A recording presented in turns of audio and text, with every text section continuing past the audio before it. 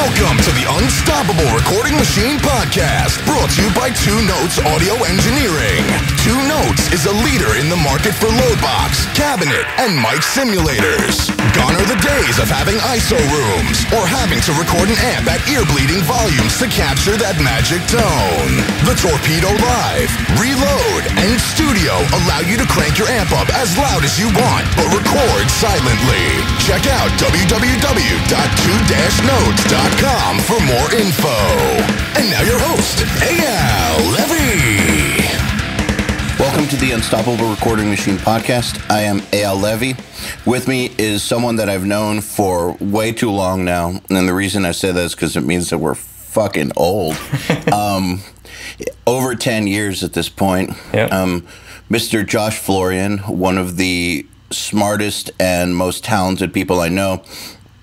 He's a drummer and an audio engineer by, I'll say at this point, by hobby, because what he really actually does is make magic boxes, meaning make super high-end audio gear. And when I say super high-end, let's just say that if a Ferrari is considered a high-end car, the McLaren would be what people who consider a Ferrari to be, mass-produced would get. So what Josh makes at his company, JCF Audio, would be more like the McLarens of the audio world.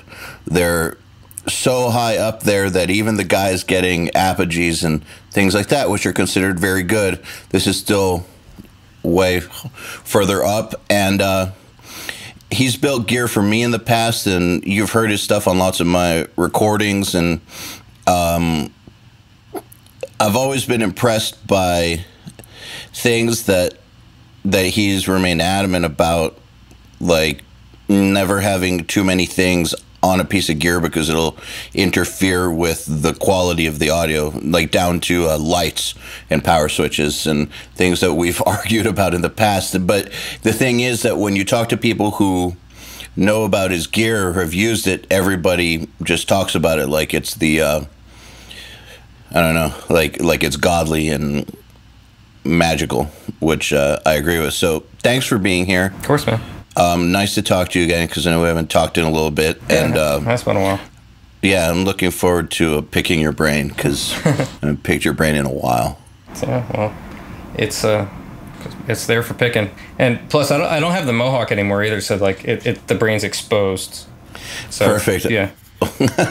When did you get rid of the mohawk? About maybe a year ago.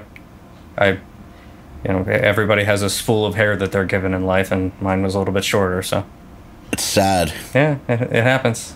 I'm about to get rid of mine too. Yeah, there comes a point where it don't work anymore, and it's all good. I told myself when I was very young, I had long hair for a long time, that when it would go, it's gonna go, and it's I'm not gonna try to save it. So. Yeah, I'm about to have to go through that too. Yeah. I've had long hair since I was 13, but it's one of those things where it's probably better to just get rid of it than to be that dude who doesn't. Yeah, it doesn't. That's what was right for me. Some people hold on past their prime, let's say, and it never was my thing. So. Well, I mean, I completely understand. It's like a hard thing sometimes for some people to like deal with, but yeah, just got to rip the Band-Aid off. Yeah, the only thing change is part of life. If you can't change, you die. Yeah. Exactly. All right, well, hair care with Josh and Eyal. This is nice. This is way more important than the gear, man. Nice to have you here. So. Ruining audio less. Yeah. That's the motto of your company, and I think it's interesting. I think it's funny and it's clever, but I also think it's interesting because one thing I always talk about is that every time you put something in a signal chain, you're ruining the audio just a little bit more. Yeah. And so when you make the decision to use a plug-in or a piece of gear, mm-hmm. the benefit needs to outweigh the damage you're already doing. Sure. And that's why a lot of the really great mixers whose mixes I've gotten to see through doing this one thing that I've noticed, which is almost uniform, is that they use as little. Typically their chains are about as simple as it gets, or as simple as they can make them. Yeah. And I'm wondering if your motto for the company has anything to do with that idea, or if you've got your whole own Josh explanation for it, or if it was just a clever motto. A mixture of things. I think somewhere along the way, when I was in my my first intern gig at a studio in Baltimore, I think somebody had said something sort of along the same lines, not in those exact words, but it was like "sucks less audio" or something like that. It may have been Drew Mazurek, I don't know. And the phrase just sort of always stuck with me, and the feeling and the understanding of audio chains that I obtained sort of on top of that didn't happen till later. So the phrase sort of reappeared later on with different meaning, but. Yeah, it's the way I've always approached audio and audio systems is that, people say less is more or whatever. That's not exactly it. The way that I sort of explain it is that the best everything is nothing, which means that, like, what's the best equalizer? The best equalizer is no equalizer. If you have to put one in because you have a problem or something, you can solve it with one, but don't. It's sort of just a mantra, do not. Insert gear into a chain reflexively. Just, like, oh, this is supposed to be in here or whatever. Don't, just sort of make decisions for yourself ahead of time until you listen. And does that kind of mentality reflect in why your pieces are so, I don't want to say simple because they do complex things, but simple in that they do the thing they say they're going to do. Yeah, and nothing else. Yeah. Like if you're getting one of your units, it's going to do what it says, as advertised, and incredibly well. But you're not always going to get even an LED with it. Yeah, the LED. I mean, I try to build things. The way that I build things in a lot of cases is very expensive. So I try not to clutter things too much. I mean, I have been accused of clutter in some cases, and I think it's true in some cases, but you try to just not reflexively add things, even like features on boxes that people are just sort of expecting to see, like power switches. We've had conversations about that. I hate them because it's the reason I don't have power switches on my boxes is just that something that's going to break, and I don't want to deal with somebody returning a piece of gear because the power switch, they're just turning the thing on and off every day. It's ridiculous. And in most cases, it's kind of a punting operation too, where inserting a piece of gear into an audio system, it's almost certainly going to be plugged into a rack rider or a Furman or something that's got a power switch on it already, or it's going to be spending most of its time on anyway. So what's the point? Makes sense. Yeah. All right, so I want to know what drove you to get started building stuff, because I feel like, for instance, being a guitar player, there were always those types who were into building guitars or being like luthiers or whatever. Sure. And I never understood it. Mm-hmm. I was like, why would you want to do that when you could just be like me and play? Yeah. But they're like different, they're different people wired differently. They have a passion for how the guitars are built. And I was always really happy that those guys existed, because I couldn't give a shit less about how a guitar is made, but if I needed it fixed, there you go. Yeah. And I suppose I feel, and I've always felt the same about audio gear, in that I'm not a gear guy, never have been. I mean, I like good gear because it helps you do good sounding stuff sometimes, but I've never really cared. I've never cared. And so it always fascinates me when someone does care the way that you do. Were you always like that, or was there something that triggered it? I'm not really sure. I think people have asked me this before. I don't really know. It's just a mixture of factors of things that I was doing at a time. I mean, I've always been a tinkerer since I was a kid, like into computers and things, and coding when I was a little bit older, and then going through recording school, and then getting into mastering when I moved out here to LA, and meeting certain people and certain techs and things, that it's just sort of And also opportunities that just sort of presented themselves when Mastering Lab in LA was going to open another facility in Ojai. There was a lot of gear that needed to be constructed, so that was a role that I sort of fell into. And so there's a mixture of opportunities and things that things that you sort of gravitate towards, and it's a mixture of stuff. I play guitar too, so back when I'm 14 years old, I have a Strat or whatever, and I really want to hear what this guitar sounds like with another pickup in it, or just something that comes off the top of your head like that. And it didn't scare me, and it didn't. I didn't feel like it was going to be detracting from the time that I was spending with the instrument at all, to sort of put the thing on the kitchen table and try another pickup in it. So, it's interesting that you say scare you, because that would scare me. Yeah. To this day, doing it myself scares me. So you just it didn't even register as like, oh no, this is complicated, or this is beyond me. You just did it. I don't think so. I told the story recently to Nicole, who we both know, who works for me. My father, when I was very young, when I was like 5 or 6 years old, I remember he used to bet me money that I couldn't disassemble one of my toys and reassemble it. So, there we go. Yeah, I think that. There we go. That's what I was looking for. I think when I told this story, Nicole said then you probably never had any choice in life. I'm like, yeah. Yeah. So lesson to all you parents out there: train them young. Sure. Yeah, but get money involved early on, and and make them disassemble their toys. Yeah. So I don't know. I think maybe some of that's where it came from. Just the sort of the macho. Little games like play fighting that you have with your dad when you're a kid. Maybe that's where it came from. I have no idea. My business partner Joel Wanasek, who is not on the podcast today, obviously, but he's training his daughter to understand that she's I think 5 or something. She already knows the difference between a product and a service business, and what product market fit is, and all these dumb business terms that we use all the time. So that's a little much, but hey, whatever works, man. But hey, 20 years from now, 30 years from now, she could have a company and someone will be interviewing her about it. She'll be like, "Well, my dad made me build all my toys from scratch." Okay, so from a young age, you were building toys. You were getting paid to build things. That's kind of interesting. That's the long and short of it. Yeah, so I got forced into this, circumventing the child labor laws. Yes, that's hilarious. So by the time you were in high school,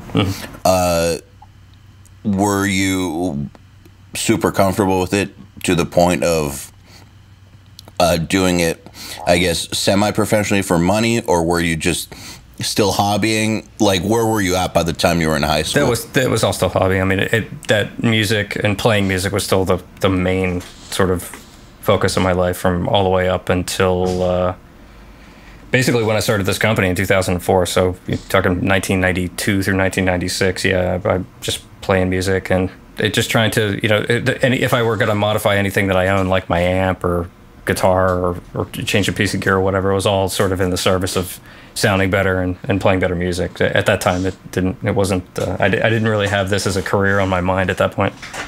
What made you switch from being music focused to building stuff focused? A couple of things. As you well know, being in a collective like a band or something. I mean, you're always dealing with other people and other people's needs and priorities and things. Yes, I do. Yes, I know that very well. Yeah, so there's that happens, and there's always a little, after you go through a big experience like a tour or a career or whatever in that field, you always end up taking away some negative things from it because it's inevitable.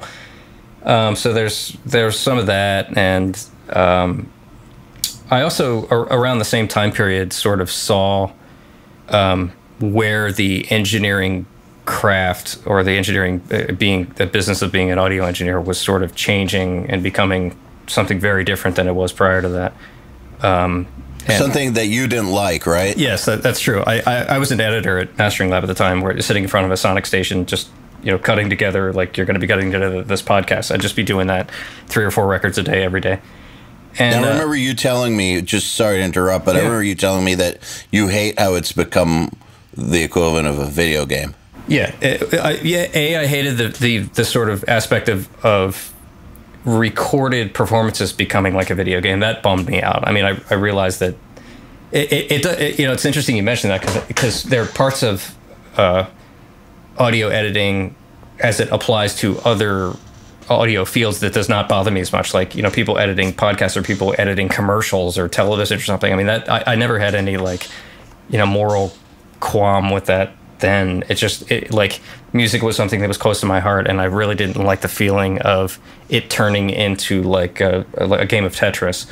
It didn't excite me. It doesn't interest me musically. So there was that, and So you saw that that's the direction engineering was going. Yeah, and we're kind of like, not for me. Yeah, The part that really turned me off of the whole thing was the fact that it was becoming commoditized. It was just like, if I can do this, if I can sit down and do this, then anybody can sit down and do this. And everybody started getting cheaper and cheaper computers. And then when GarageBand started shipping with the right with the operating system, it became very like. So you saw this in 2004? No, well, I saw it coming long before that, actually. Right after I had started at Mastering Lab around 2001, things were sort of changing. Because these things that you're talking about. I've been watching the change as well, and of course, and been paying close attention, but they didn't really start coming into full fruition until years after 2001. Yeah, no, I saw it coming. I knew where it was headed, and I wasn't really disparaging of the whole thing. I recognized it was changing. It didn't click with me, and other things clicked with me more.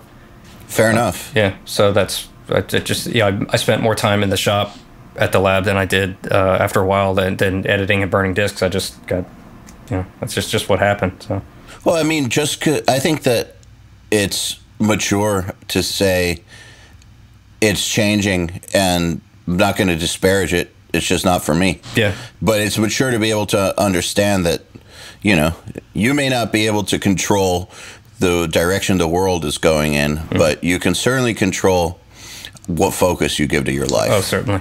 There's a key distinctions to make. Yeah, I mean, I say that because I see a lot of guys who don't like a certain direction, and it bums me out for them because it's like, dude, you can't fight a tsunami. Yeah. The future will happen, and it'll happen whether you like it or not. So don't fight the future. Fight for your own focus. Yeah. In my opinion. So what? Well, okay, it's certainly first. I mean, you have to sort of be at first be in control of your own life. If you decide to head up a movement or something, or get people on board, or make a collective, that's something that sort of has to come after. It's like you got to be comfortable sailing your own ship first. Yeah, absolutely. Yeah. Okay, so you weren't happy with the way engineering was going. What else was it that Sorry for tangenting us. No, I do that. It's different things. I mean, it being less about music and more about video games, that was part of it. Part of it was the electronic side of it just sort of clicked with me. It was something I was always sort of technically oriented, so maybe getting out from in front of the gear and getting inside it is something that it was a natural gravitation. So there's a mixture of conscious effort and also just going with what feels good. I don't think there was, and obviously there are practical considerations like can I make money doing this? How much is these engineering gigs paying, and bills and all that. There's lots of factors involved, but those are big ones. And then so fast forward to 2004. You started JCF Audio. I did, yeah, right when I got back off tour, yeah. That was, I had gotten out of this band and come back to Los Angeles, and decided, hey, I want to make a go of it I guess what the phrase I would have said in my own mind is I want to be a tech, So I had some contacts from people that I knew from clients who had worked at the lab or freelance or other people or whatever, and just started sort of taking, I had actually been building converters since the end of college, and since 1999, I had done a couple of different things for me and a couple of other people. So I decided, hey, you know, converters is something that I like, I enjoy, I understand the technology, I like, I like playing with that kind of thing. But in addition to that, on a strictly technical level, I saw that there were some open doors for me. Like there were some things that could be improved upon that were really easy to improve upon. And always being sort of quality minded in that department. Always, you know, like I always wanted to do a better job at this craft. I thought I could do better, and I saw an open door and just wanted to run for it. So that's eventually what sort of turned into the Latte, the first product. Let's talk about converters a little bit. Yeah. Your converters are regarded among some of the very best out there. And I can say from my own experience shooting them out against other things that they're incredible. Your stuff's incredible. Okay. And your gear was some of the gear that helped me understand the importance of good converters. So like right around that time was when I was first starting to really get it. Because I think that, you know, I think I was pretty serious about recording till about 2005. Then the band stunted my growth. I don't mean that in a bad way. It's just shift of focus for a few years. And I got back into it around 2009, 2010.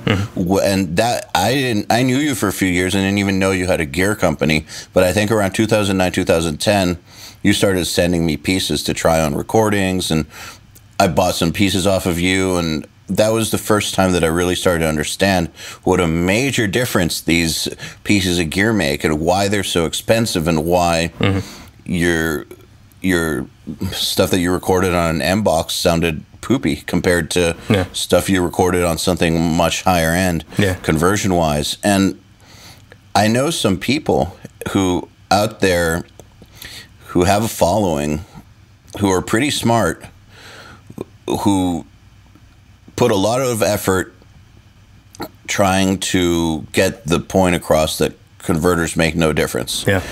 So I wanted to talk to you about that. Have you ever seen any of these videos where they'll be like, the converters in my Hewlett-Packard PC or whatever are the same as like this ultra expensive converter. There's no difference. It's all snake oil. Yeah.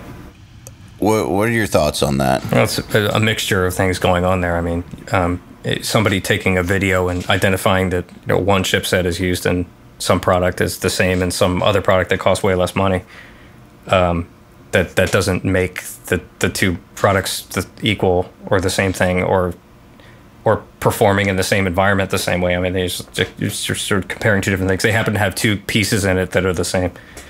While it is true that there is a sort of de facto family of conversion product that is ubiquitous in gear that's meant for audio, that does not mean that all of the products are the same or they do the same job or they do it the same way or for the same purposes even. There's a lot of difference involved.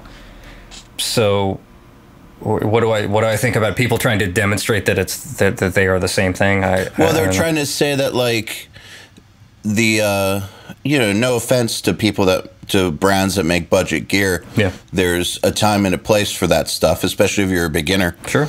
A beginner's not gonna spend $5,000 on 2 channels of conversion or whatever. Like, and there's no. They shouldn't have to. But they're trying to say that that companies trying to sell you super expensive conversion are just trying to rip you off. You can just get lower line stuff and it'll be exactly the same. Yeah. And that's not the stuff you should be paying attention to. You should be paying attention to everything else in the signal chain. And I agree with the last part, which is you should be paying attention to everything else in the signal chain anyways.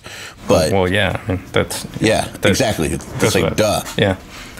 Yeah, the assertion that all companies that make expensive conversion products are trying to rip you off is a little bit of a stretch. I mean, I wouldn't agree with that. I mean, my stuff is very expensive, and I can guarantee you, I'm not trying to rip anybody off. It is expensive, and people who look at my product on the shelf or something and identify it as something it's not for them. They're not required to buy it. I'm not, by putting it in front of them, I'm not saying that they are like they have to part with their money.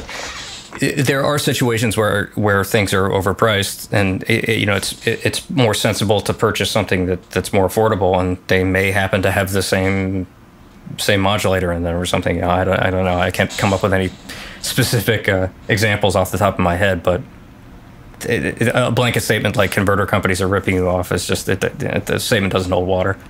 And that all conversion is the same. No, it isn't by any stretch of the imagination.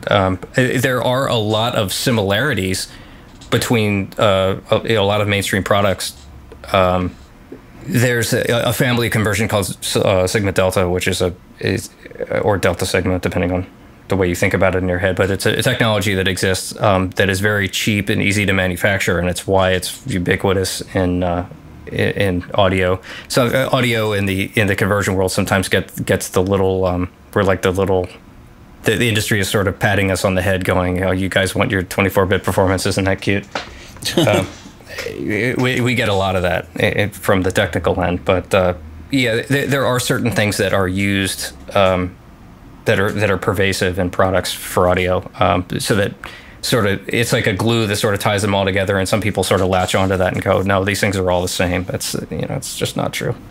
All right. Well, then what are if you've got some elements that are the same, then what are the elements that make them different? Well, everything else except for like a auto modulator and digital filter on a chip. I mean, there's everything else that's involved. Even ludicrous stuff that seems innocuous, like chassis, like what kind of box is it in? Power supplies, interface, jacks, switches, relays. I mean, the component. You can name every component under the sun, and the way it's all put together. There are really, really poorly made, really expensive products, and they're really wonderfully made, cheap products, and everything in between. And I guess, do you find that every single one of these items that you would put inside a box makes a difference, right? I wouldn't say that every single one makes a difference in a demonstrable, measurable context. I think that's a bit of a stretch too. Okay. But topologically speaking, sort of the way that the pieces are sort of integrated together. And there are some components that are hypercritical in some cases, and sometimes those components don't exist in other designs at all. So it's very, the speaking about this stuff in generality starts to break down the more focused you get on any one given area. You can't really make blanket statements about anything. So it's kind of like an onion. You can't really get to the center of anything. Yeah, I hear you on that. I guess I'm pushing for as dorky and specific as you want to get. Yeah. We would love to hear about it. Sure, I'll give you I'll just saying. Let's pick out just one thing as an example that people are probably familiar with, like power supplies or something. Okay, so power supplies is a big one for me. The most common thing that exists in audio gear today for a variety of reasons is a thing called a switching power supply, which is basically just there's a small little DC power supply that converts power that comes in from the wall, which is of course AC, into DC, and then there's a high frequency sort of oscillator circuit that takes this power and transfers energy across a very, very small transformer core, and it's allowed to be very, very small and lightweight and cheap because it's doing it at a very high frequency. And that energy is rectified and turned into DC and then used to power loads on the other side. That's the way a switching power supplies works. These things are manufactured in China almost exclusively, although in a couple of other countries too. But they're made in China by the zillions at a time. You can buy them right off the shelf. They're cheap. They're shitty, but they're let's just say they're cheap. They're ubiquitous. They are in some cases come with. This is difficult to explain, but if you build a product with it, it sort of sets up your procedure for getting the box certified a little bit easier. Got it. Okay. And that's why it's ubiquitous, basically, because it just makes your life easier. It's ubiquitous for a couple of reasons. One, they're lightweight. Two, they're cheap.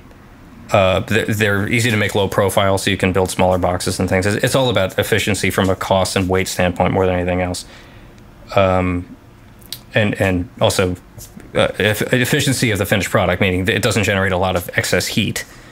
And this entire family of a power supply is something that I've completely disregard. I don't think that they're really worthy of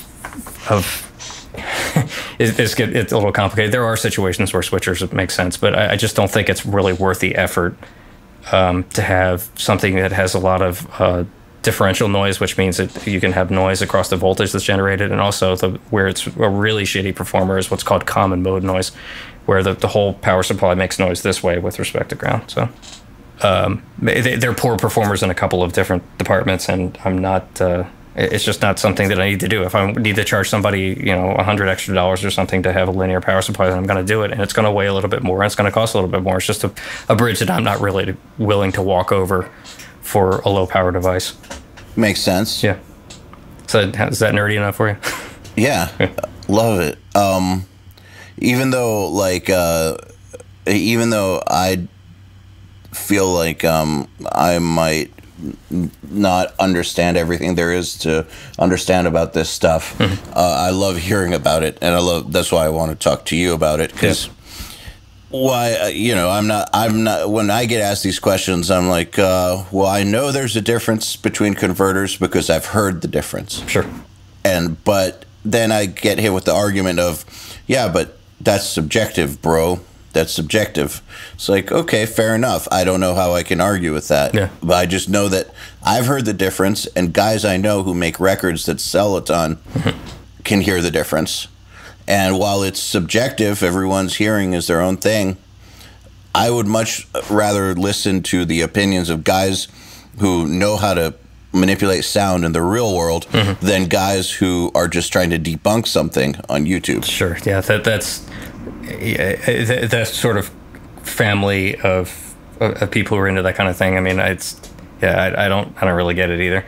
I agree that people's hearing is subjective. It's true, but what's really fascinating, and one of the really important things that I learned at Mastering Lab, is that people's hearing is far less subjective than you think, and what people run across sort of inadvertently is the false notion that this, I inserted this piece of gear in my chain and I listened to it and I got X opinion about it, and that means that opinion is attached to this piece of gear, and I take it out of this room and go plug it into this studio somewhere else under completely different circumstances, and you're immediately in a mindset, well, it must be the same thing. I must be getting the same thing, and so you're immediately attributing your feeling or your opinion about this piece of gear to the gear itself rather than its systems integration. It only exists under this circumstance in this rack with this stuff, and this box was humming really badly, but except it's in a plastic enclosure right next to a power transformer, and that's why it was humming. And you take it out of there and plug it in somewhere else, and you don't have that problem. Well, the device isn't humming anymore, so whose problem was it? It's not really the fault of the gear. It's just a situation with the system that doesn't work. So. Yeah, very true. So back to talking about your personal history, there came a point where you started making custom rigs for some pretty intense characters, like Paul Reed Smith, for instance. And at first I thought it was a secret, but then a bunch of people know that you do it. So I can think of so many times that you're like, I'm going to Maryland to build him a board, or to rewire his whole room. Right. And those of us who, I don't really know him personally. I've met him a few times, but I know a lot of people that know him. Yeah. And he's a pretty intense genius, intense character. Yeah. And he loves working with you, and I know of a few other people like that who they go to you for this kind of stuff. And how did that start happening? Like, how did you start becoming the go-to guy for the insane genius dudes who make a ton of money? It's always nice to work for a client that is passionate about something. I mean, with Paul, as far as pro audio is concerned, when I started working with him, he didn't really know a whole lot about how pro audio gear works or whatever. He was mainly a guitar guy and sort of casual vintage gear collector, but he didn't, it wasn't really his wheelhouse. So I just started doing certain things from him. He needed his studio rewired, and he needed a bunch of gear built. And I would talk to him about certain things, and he would say, "Hey, that's a great idea. Let's do it." So he's been a good client, and that's all well and good. But more specifically, like, how did I don't know exactly how I became the go-to guy for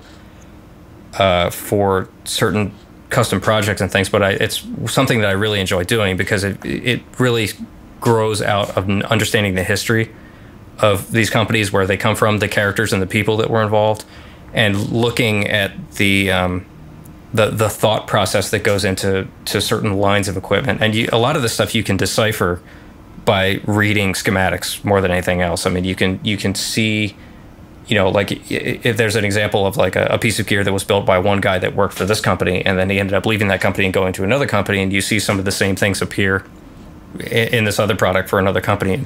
And the layperson would get kind of confused by that and be like, well, these are two different companies. It must be different people or whatever. This business is pretty small, and there are key figures. When you go back, there's, maybe under 50 people or something who were really responsible for generating all of this equipment that anybody that's in audio engineering would know about. Like you say LA2A or 1176 or something. I mean, that's something that every audio guy knows what that is, but there was basically one or two people involved in generating it in the first case.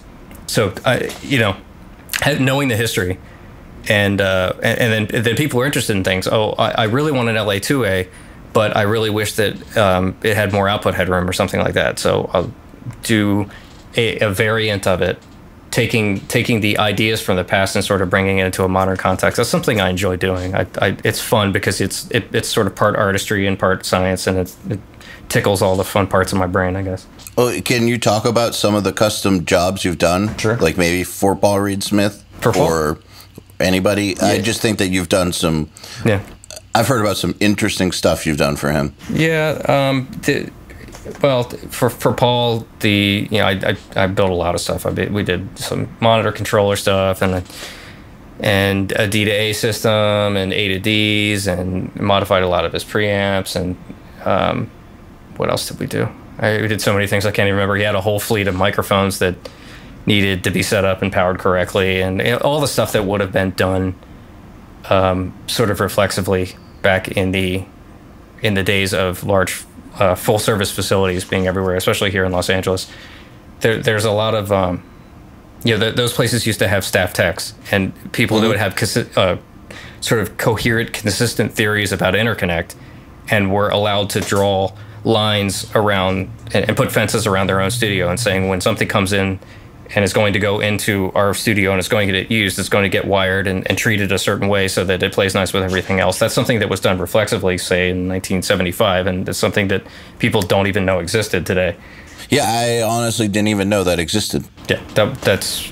Well, I mean, even gear itself, I mean, like, in the very, very early days of audio recording equipment, you had engineers, guys that would be responsible for generating the recordings, and they would come to technical people and be like, we need to do A, B, C, and D, and we don't have gear to do that. So it becomes purpose-built. You say, build me a piece of gear that's going to solve my problems A, B, C, and D, and that's where all these equipment that everybody, like LA2As and 1176s and all the old UA stuff, that's where all this stuff grew out of, solving problems for people sort of on the fly. Interesting. So you, in lots of ways, are continuing that tradition in your own way. A little bit, yeah.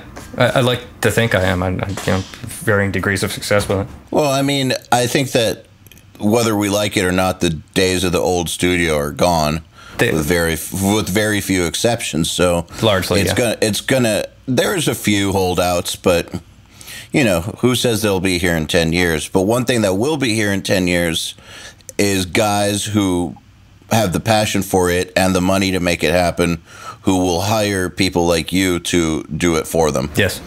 I think that will still be here, without a doubt. There will be the Paul Reed Smiths of the world who want the best of the best in their own studio, and they'll pay to make it happen. Yeah, it's, and like you mentioned earlier when you were explaining me, and my perception, the way I'm perceived by other engineers and guys in the business like you. I mean, to me, when I do this stuff, I don't see, there's not an enormous amount of gray area in what's acceptable and what isn't acceptable. It's not just like a wide palette, like you can do anything. There's things that make sense and things that don't make sense, and there's a pretty clear line between them. So that me taking that sort of attitude got interpreted as like I only build stuff for elites, or it's like, elitist, or it's only really expensive, really high end stuff. That's all stuff that got generated by things that got said about me. When I build a piece of gear for somebody, I'm just trying to do a really good job with it, and it's I'm trying to think of an example. Like an SM57 is a like an amazing piece of engineering, but I don't think anybody would call that like an elite microphone or something. It's just a smart, sensible piece of gear.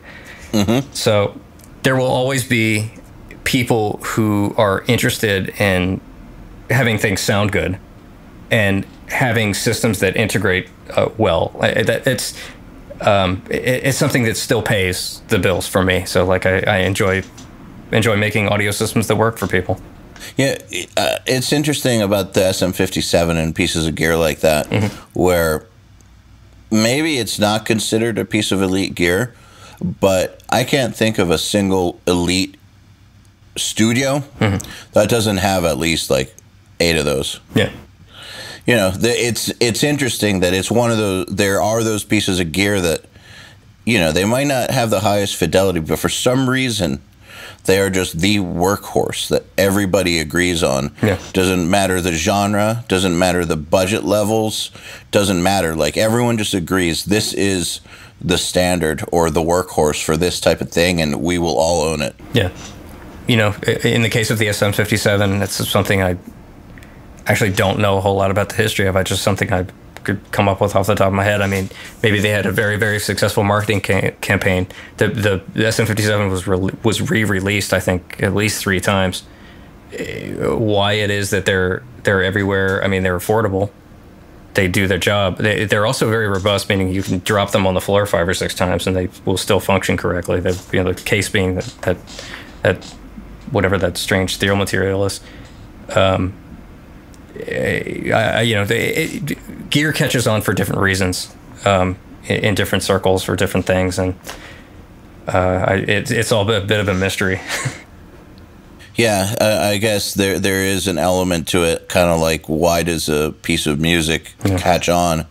There is definitely with music. There's the no matter what you put into it, marketing or production wise, there's always got to be that timing thing where the collective consciousness of the audience needs to be prepared, ready for it, and wanting for it, and that you can't predict that. And I mean, you can't.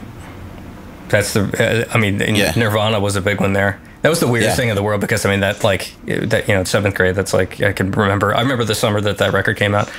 And retrospectively, thinking about it now, and the feelings and that all of my friends and all the people that were into it at the time, it was just, the situation was as such that the world was primed for that kind of thing, and they did it, and that's what happened. It was just something that just sort of happened. I think I was around that age too, and it's hard to explain to people that weren't there, sort of thing. Yeah, but. I wasn't allowed to listen to rock or metal or anything like that by my parents growing up. Mm-hmm. I always had to sneak it. And before Nirvana, really, I had no interest, because it was mainly like this glam 80s shit that was big. And like whenever I would come across it, like at a friend's house or whatever, I'd be like, what? They're all dressed like girls, and I don't know. It just didn't speak to me, and then Nirvana happened, and it was like, yes, this is just right. Yeah. That's kind of what I'm talking about. There wasn't any greater thinking to it. It was just, this is right. Yeah. This felt right at the time. This spoke to me and my friends, and I seriously doubt that Kurt Cobain had marketing meetings about that. No, he was just doing his thing. Yeah, you can't. No, Poneman, you can't predict that. The Sub Pop and the DGC guys. There may have been some planning involved in there, but I don't. I have no idea. Maybe some planning on how they would release a record, but I really don't think they plan to change the face of popular music forever. No, I mean nobody plans to do that. Yeah, yeah, exactly. I guess not. But I think that, back to the SM57 convo, I think that for a piece of gear to be that popular for that many decades in a row, across so many, this is pretty impressive. It is very impressive. I can't really think of another piece of gear that's like that pervasive. Yeah. The SM58. All right, sure. For live use. Right. Though I do know a lot of studio guys that have those. So another question about when you're doing custom projects, does that feel different to you than when you're making gear for JCF? Yeah. Or, okay, so it's a whole, is it like another business? No. Or is it how do you categorize that in your head? Well, it's just a different thing. I mean, I have a line of products of stuff that we manufacture and sell, and then on a more custom basis, if somebody needs something specific, or mostly JCF is focused on conversion products for the most part. There's a little bit of leeway in there too, but the stuff I do on a custom basis for people can be anything. Anything is ridiculous. I mean, I just finished a custom project that was a 16-channel switcher box for live playback. People have these rigs that they do playback stuff for live tours and so, and they have a redundant rig that they need to have switch over when one of the machines locks up or drops out or something. So I just did a high-speed switcher box for that kind of situation. That's something that would never really make sense as a product for JCF audio. I mean, I don't think there's really enough call for it, but it's something that's fun to do on a custom basis, something that's a little bit outside the norm and unusual. And do you like the interaction with high-powered minds that want stuff that's off the menu? Do I like? Well, I like working for anybody who has needs that are not met, that are sort of within reason. I don't want to build the Homer, the car with 15 horns or something. That's kind of ridiculous. But I like it when people approach me like, I like working professionals that approach me like, I need something that does this, and I can't believe that it doesn't exist in the marketplace. And can you build me something that will solve my problem? And I'm able to say yes. That's something I enjoy. Yeah. Well, why don't you, if it's that big of a deal that it solves a problem that's on the marketplace, why don't you then just turn it into a product? Because just because one person has a specific need for a specific piece of gear doesn't necessarily translate into a product. That's there needs to be enough call for it to make sense, because the tool up to do a product is very, very expensive. You have everything from promotion and getting all the pricing information together to manufacturing, and it's a big production to make a product. All right, so let's talk about one of your products, one that I've owned and that is incredible. So DA8, it's a high quality 8-channel D-to-A converter, super high quality, and it's got something that you made, a proprietary process called PEP. And I remember when you first introduced me to PEP was in a hotel room, and you couldn't really describe what it was. But I had some DOS program material, I think. Yes, yeah, that and Muse and some other things. Yeah. And you said, listen, try to clap along when it's on and when it's off. Yeah. And when it was on, it kind of, I don't know how to explain it. Everything just felt better. And so that's why I bought it. And I started processing mixes through it and sometimes tracks through it. Yeah. And I'd say that maybe 9 times out of 10 it worked. 1 times out of 10 it made things sound worse, but that's okay. That's any piece of gear. Yeah. But 9 times out of 10 it made stuff sound, not just sound, but like feel better. Yeah. But I don't know how to explain it. And well, that's the whole thing. Like with PEP specifically, for starters, you're talking about the AD8, the 8-channel A to D converter. The new product, the DA8T, actually has a slot for PEP, but doesn't ship with it. Oh, you're right. Yeah. 80. Sorry, I own the 88. Yeah. With PEP, the whole thing was I had to figure out some way to convince the people who were in that demonstration to be able to sort of feel the music rather than sort of anytime you corner an engineer and you say, listen to this or whatever, they immediately have their engineering ears on, and they're not listening to instruments or performances or anything. They're just picking, how's the top end? Is it extended? And if you're immediately in that mindset, it's already over.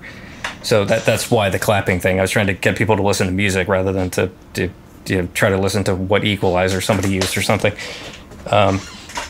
So yeah, the whole experience of having everything sort of feel like it's in the right place. Yeah. So this is basically an algorithm, and you switch it on when you're doing the conversion, and stuff just kind of feels better. But yeah, could you talk about it a little bit? Because I remember you tried explaining it to me a few times, and it just shot right over my head. Yeah. And maybe now that I'm a little older, I'm a little smarter and can try to understand it. But like, what is it? Well, that's I get kind of tongue-tied explaining it to people too. I mean, I could explain it to you exactly what it is, but I end up sort of forfeiting too much of the intellectual property of my company, so I can't do that in a lot of cases. And I'm always playing tap dance when I explain this to people. But it's worth a listen. If you hear it, that's the experience. Trying to you can't even describe it yourself, so I don't think I'd do much better. I can talk a little bit about why I chose to put it in an A to D converter and why it's there. How about that? And what's the point of it? I think that this thing that sort of gets fixed with the process is something that engineers spend a lot of time sort of tripping over. It's why I wanted it early in the recording process, and you could liken in a very sort of general abstract way to the recording on a multi-track tape machine.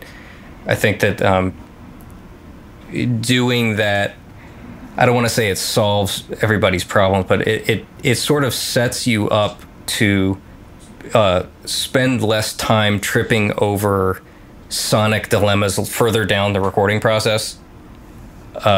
It sort of helps you out ahead of time, if that makes any sense. Mm-hmm. So that's why it exists in the if say it's this magic cure-all. Let's just say that it's a magic cure-all for sound, right? If you call it that, well, obviously you want it early in the chain so that you can make your decisions about what you're going to be doing to shape and manipulate the sound based on what you're hearing. I mean, that's all you have to work with when you're mixing or listening to laybacks or whatever. You're making decisions and acting based upon what you're hearing, because that's what you have to work with. So what came in off the floor, what went into the tape machine is of little consequence, because nobody's ever going to hear that again. It's what comes off of it that's important. So using that as a cheap model or whatever, that's why it exists early in the recording process, and why applying it later is sometimes a situation that can get you. You find that you're having to make more compensations and more adjustments as a result of it being there, which is a little bit unfortunate. So, well, back to what we were saying at the beginning about how some of the best mixers have the simplest of chains. Yeah. And, also the whole other thing about how we always talk to people about get it right at the source, get it right at the source. But, if you actually do get it right at the source and have everything come in the right way, then you do have to make less decisions later. Oh, you do. Which will lead to hopefully better sounding mixes and masters. And I did notice that when I tracked through it with it on, the level of fixing that I had to do afterwards was much lower. Yeah, which is it's sneaky, because it's like a phantom. It's very difficult to sell that to people. Be like, look at all this time that you would have spent doing this had you not done this. You're basically, it becomes very vaporous, but it is real. It's absolutely real. If the less time that you spend and the less problems that you have to solve, the better off your situation's going to be. I don't think anybody would disagree with that. Yeah, absolutely. I mean, it's again though. I think it's one of those things where someone would just need to try it out over a. It's hard to sell people on something that would be part of a project that would span weeks, right? So this process that you would be doing at the very beginning is going to save you time cumulative over the period of weeks and maybe months, and that's what's great about it. But here, so buy it off of this, and we promise. And then by the time you get done with that project, probably the time to return the product to wherever you buy it from has expired, right? So it's kind of a tough sell. Yeah. But I can definitely say that it just does something incredible to the audio. Yeah, and I also tell people, like, as far as their engineering ears are concerned, when it gets applied, in some cases, it actually ends up sounding not as good, and that's something that's sort of part and parcel with the product. It's like, if on off, if you have your engineering ears on, in a lot of cases, it's not going to win the on off contest with your engineering ears on. But the part that's really cool about this situation is that if it's applied in the recording process, at the point in the recording process that's suggested by the product, meaning up front, you have at your disposal probably, if you have a workstation and plugins, infinite numbers of tools at your disposal to fix all of the problems, the small problems that it may introduce. You do not have any tools to fix the problems that it does solve. Can you talk about some of the problems that it solves?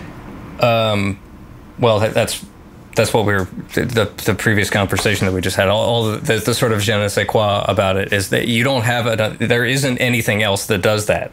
It's just that, and if it ends up sounding a little woolly in the low mid-range or something, you know what? You've got a bank of probably 40 equalizers in front of you that you can dial a little bit of low mid-range out, but you're not going to be able to get that with anything else. True. Yeah. Have you ever had anyone actually figure out what it is? No, not that it has told me. No. Okay, so to date, no one's been like, I think I know what you're doing. Yeah. In PEP, and here it is, and you've been like, fuck, you figured it out. No, in fact, I dare people to figure it out in the manual. It's something that's unavoidable. It doesn't really much matter if people figure it out or whatever. I'm not going to give it to them, but the way that it's integrated is pretty special, and it's also the way that it's packaged in that device or whatever. Nobody's going to, it doesn't bother me at all. I was just curious because I remember that when I had it back in Florida, a lot of people would be like, okay, I bet it's doing this, and I'd hit you up, and you'd be like, nope, that's not what it's doing. It'd be like, it's a transient shaper. Nope.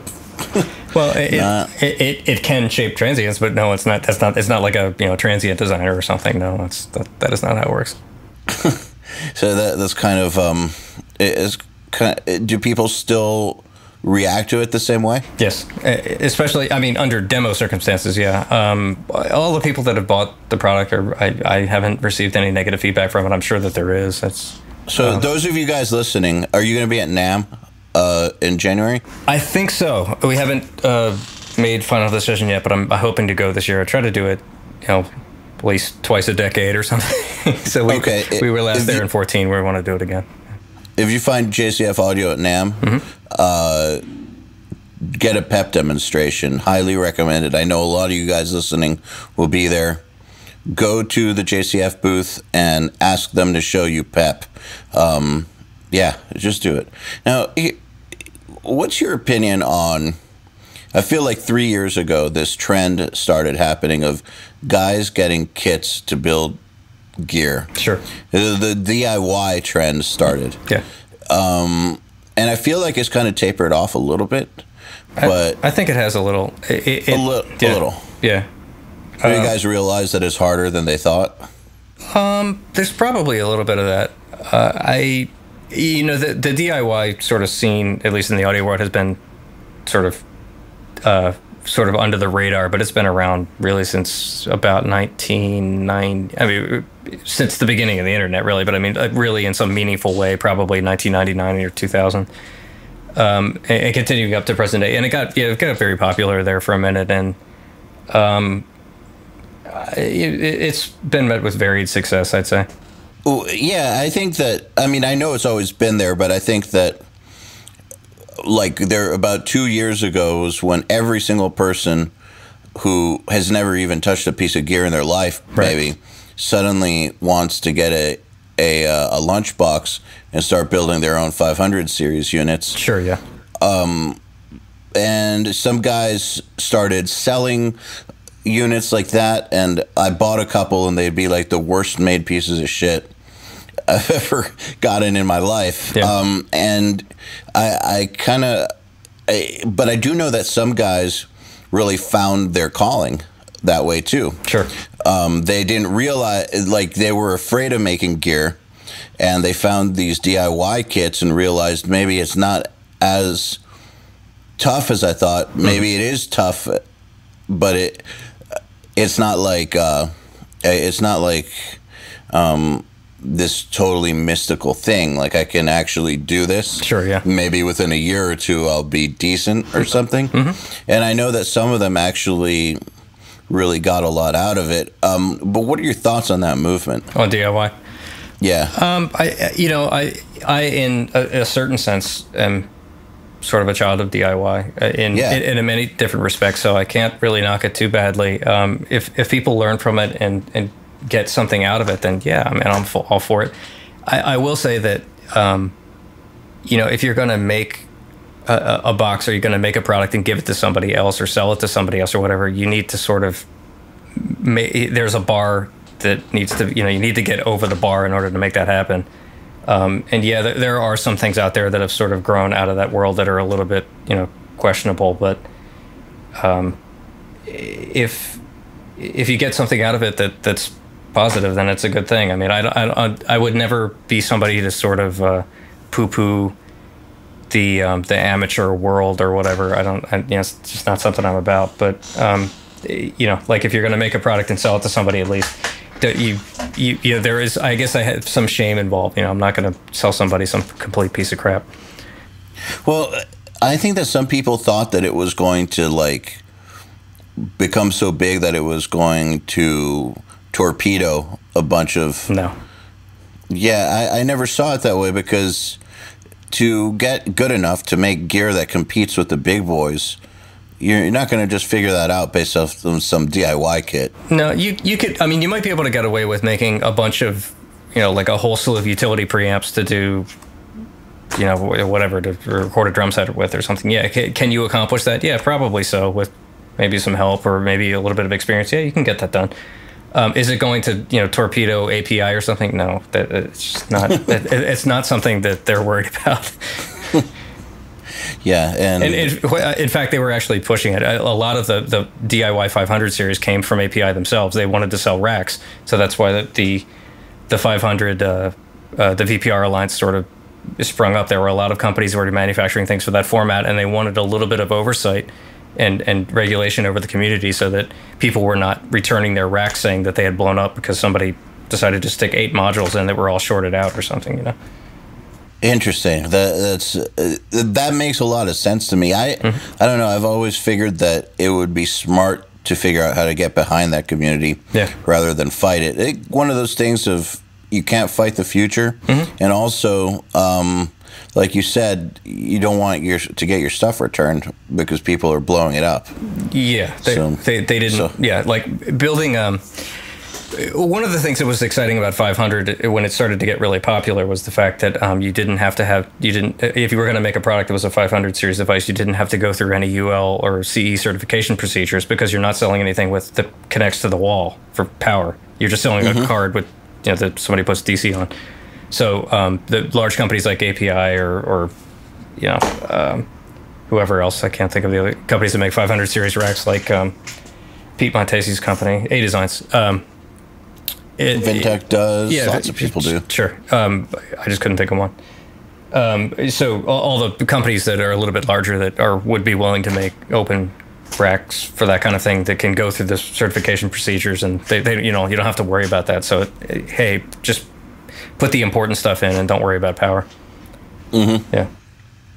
I wonder if people are still buying 500 stuff with the fervor they were a few years ago. I haven't heard of it quite as much. I don't think so. It's cooled off a great deal, and a lot of people have sort of turned on it, saying that, like, the 500 format is no good or whatever. And I started to roll my eyes at that whole thing too. I mean, like, I heard that too. People, I don't know why. What was that all about? I have no idea. I mean, it doesn't make any sense. The 500 format is pretty spectacular. There's lots of things that it can't do, but for simple, bipolar, regular, 16 volt stuff that you do with discrete op amps or monolithic op amps or whatever. I mean, if the sort of building block stuff, you can do a lot of stuff in that format, and it's a wonderful arrangement. I don't know. I don't understand how it got poo-pooed somewhere along the way. Somebody said something that was probably crap, and it got passed around.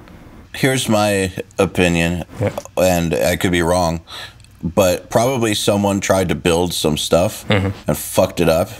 Because they don't know what they're doing, and then decided that it was the 500's fault, not their fault. Sure. And and some people who did the same thing agreed.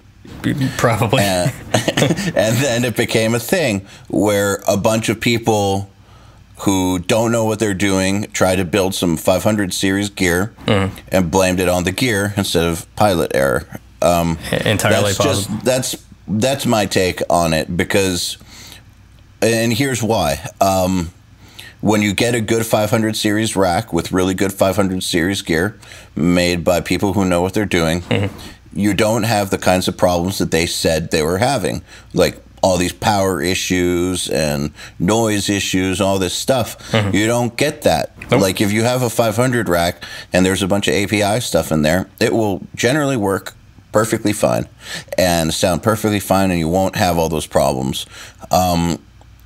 Will there be a defective unit at some point in time? Yes, maybe, possibly, of course.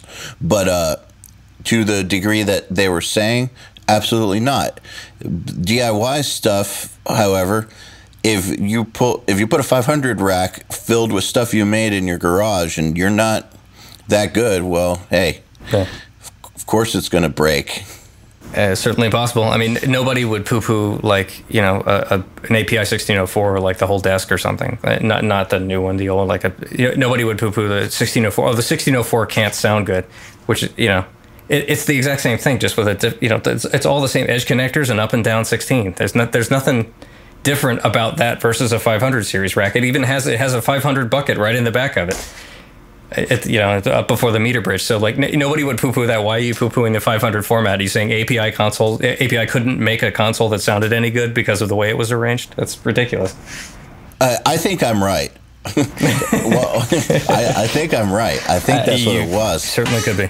Well, look, I never heard about 500 series being shit until the DIY thing got really popular a few years ago. Right, yeah. If it was really shit, I think a lot of really well-known engineers with opinions that matter, who know what they're talking about, would have already told us that 500 is shit, because it's been around quite a while. Yeah. And the other thing is, the guys I know who know what they're doing, and some of them build gears, some don't, but who've got 500 racks, haven't sold theirs off. They so that's my other hint. Yeah, no, it's not a fad. It's there really is nothing to the format when you really get. It's just a sort of standard way of powering and getting audio in and off of in a one channel format. There's nothing really involved with the format at all. All it is standardized, which is the reason why it caught on and became a thing. So yeah, I think we all know what that's about.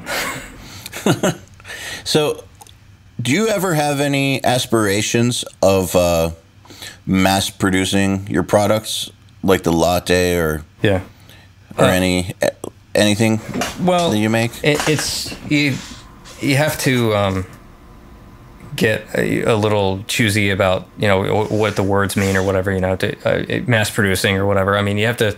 I think the ADAT OF, the black-faced ADAT, was the highest-selling piece of pro audio gear in the business's history. There were like 110,000 of them sold. That's impressive. Yeah, it is. This business is pretty small. Yeah, it's getting bigger with the advent of home recording, and having sort of everybody and their mom and buying gear has sort of bumped it up, but not to the degree that you'd really think. It still really is a small business. Not for the high end stuff. Yeah, it's certainly not for high end. So yeah, I mean, am I going to sell 10,000 lattes or something? No, the answer is no. There's just not enough people out there that it's going to make sense for, and who are at that price point. So that means you would need to change your price point, which means you would probably need to drop the quality some. It means you would have to manufacture in China, which is something I don't do. I manufacture right here where I'm sitting, and sometimes at Nicole's bench too. It depends on what's going on, but it's manufacturing in other places is not something that I'm not going to rule it out, but it's not something that really appeals to me that much. You could write a book on, the entrepreneur that comes up with an idea for a product and then begins to manufacture it in China, and then that idea is stolen and passed off to another assembly house and sold to someone else in some other country. I mean, it's endless. So it's a thing that I don't really, I enjoy doing. So this all just makes sense for me the way that it is. It makes sense. All right, so speaking of mass market, can you talk a little bit about the flooding of the market with lower quality equipment and the importance of seeking out high quality gear?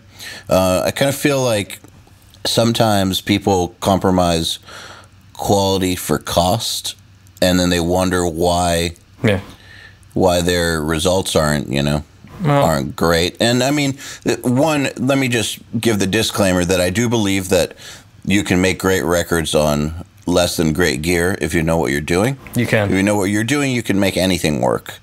But a lot of guys will end up buying like some really budget garbage and then not understand why their raw tracks don't have this. They're just not that good. And what are your thoughts about that? I think that the statements you made are largely true. I don't think that. I wouldn't go so far as to say that you can make a great record with anything. That's fair enough. No, you're right. Yeah, you're right. Like there's some situations where you're just going to have not enough stuff, or stuff that is just it can only get so good. So everybody has a different sort of opinion about what's good or not. But within reason, within reason, yeah. Sometimes the gear is a limiting factor. People not taking responsibility for their purchasing decisions is like, I guess what you're saying. I bought these. I spent $300 on 24 preamps, and how come my record doesn't sound like Journey Escape or something? Perfect example. I don't know what to say to those guys. I mean, get your shit together. There is a point where you on the curve where you sort of do get what you pay for down near the bottom. I don't know. I think that we were talking about earlier with the advent of home recording and things getting smaller and cheaper, and everybody sort of moving into their house to save money is. I think that manufacturing companies saw that as a great big opportunity. They got a great big boner and were like, "Hey, we're gonna $100 our way to a better future with all these people that are willing to buy stuff." So there's a lot of stuff out there that's sort of catered to that kind of thing, and for a lot of those people, having one knob that says level and one XLR on the back that will take their microphone or whatever, and they turn the knob and the sound comes up, and that's just enough for them. And for people that are doing voiceovers for low quality output, elevator music or something, like there are all sorts of situations where where high resolution audio is not important. It's just you need to have. Can you record sound at home? Does it make noise? Does it sound like speech? Okay, great. Then we're done. It just doesn't matter. So there are other markets out there, rather than quality audio. Audio is involved in all over the place now. Even your gas pumps for blaring audio at you when you're trying to pump gas. So there's a lot of shit out there that is in need of basic services that don't need to be very good. So. I mean, even in my own situation. Where I try to do things as high quality as I can, like say with recording drums. If I was to build a studio now, and I had a limited budget, and say I was doing 32 ins, I would get 24 high quality preamps with different makes and models, whatever. But I'd get 24 awesome ones, and I'd get an Octapre. And the reason I had to get the octapre is because those final channels for me are always trigger splats, things like that, trigger splats and talkback and throwaway tracks. Yeah, there's always situations where utility is just, it is really good enough. Yeah, it's exactly that, utility. And so in that situation, I don't see why I need to pay top dollar for 8 channels of great preamps for the utility tracks. It's pointless. You don't. But am I going to run my overheads through that? Hell no. And I would be hard pressed to run anything I plan on keeping through that. Yeah. But if I was to buy 4 octapres for my 32 ins and then try to record drums through that, and then people suddenly start saying what's happened to your drum tracks, I shouldn't be surprised. Probably not. Yeah. Probably not. I've not had any hands-on experience with the octapre, but the feedback that I've gotten has not been very positive. So I don't know. Maybe you could get away with it and have it be okay. It's not that great, but I mean, it's what do people expect, right? It's super budget, and it's not supposed to be that great, in my opinion. If you're using it for anything other than utility tracks, you can expect that your tracks won't sound that great, in my opinion. Yeah, I mean, when you're buying a piece of gear like that, if it's for utility purposes, the thing that you're interested in it doing is continuing to work. You want to spend $300 on this, and then you do not want to spend any more additional money or time thinking about it. You just want to have the thing function forever. Correct. And then then there are question marks about whether, is it going to last forever? Is it going to burn up in a year and then I get screwed? So there's always that too. Yes, there is that. I didn't even think about that. But I guess I had one for years and it never blew up on me. So yeah, with the Chinese manufacturing thing, I mean, this is a whole podcast unto itself. But the one thing that happens when you manufacture things at a big company in one of the provinces in China is that in a lot of cases these factories have very, very poor quality control, but they have very good manufacturing methods. So you can manufacture something and you can get maybe 6 out of 10 of the ones that are made are perfect, and then 4 of them don't function at all, and they all ship that way, and 6 of them will work probably forever, and 4 of them don't even work when you open the box up.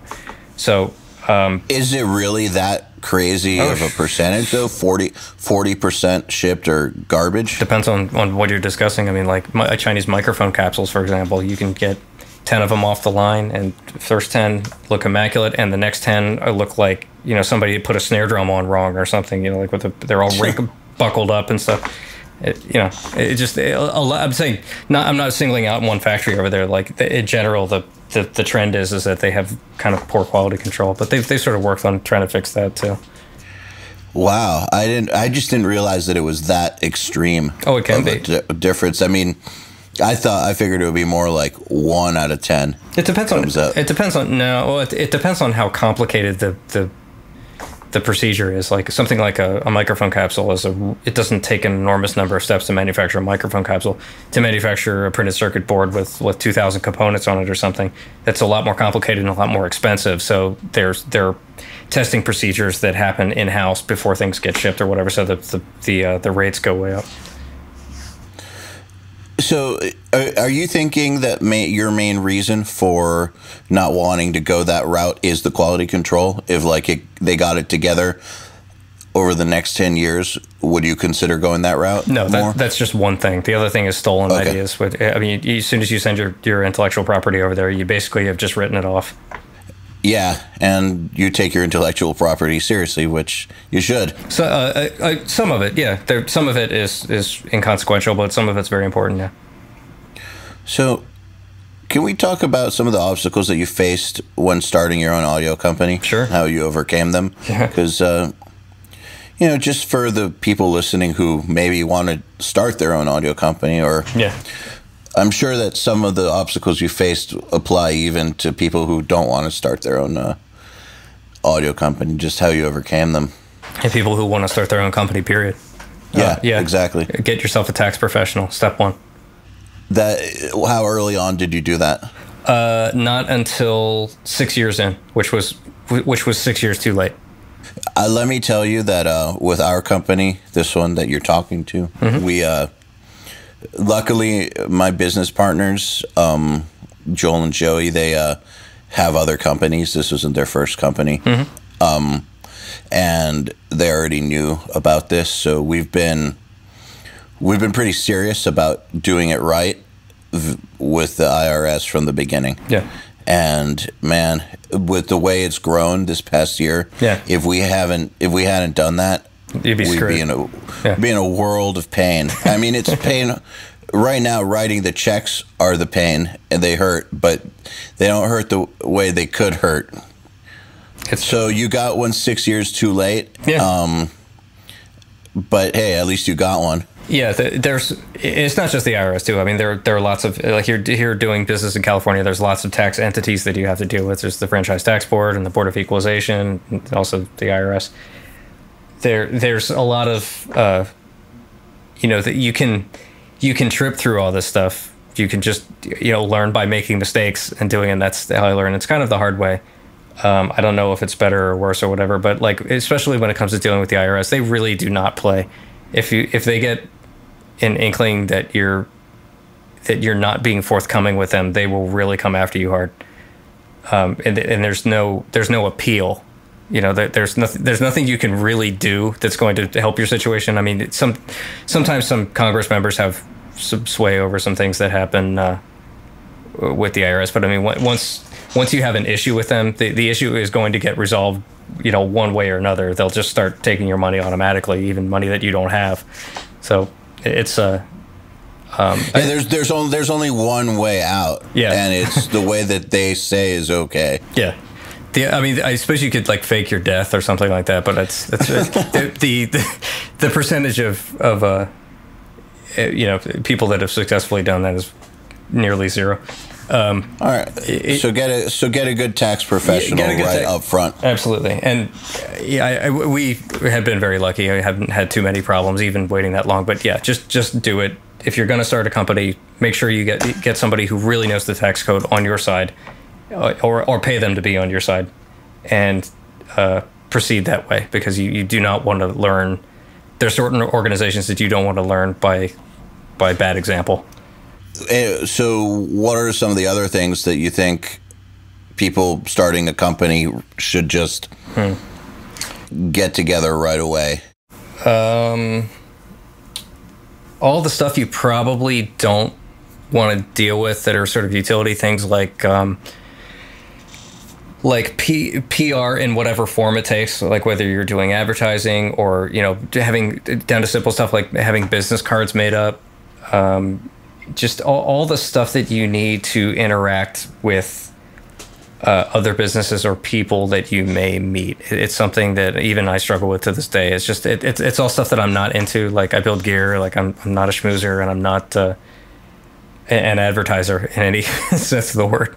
So getting all the utility stuff up and running before you hit the ground running, so that you're not sort of having to screw with that stuff later on, I think is important. Let me add to that, and I'll say that, look, I know that a lot of you guys listening are not into marketing or PR, and one of the things that makes me lucky is that I naturally am.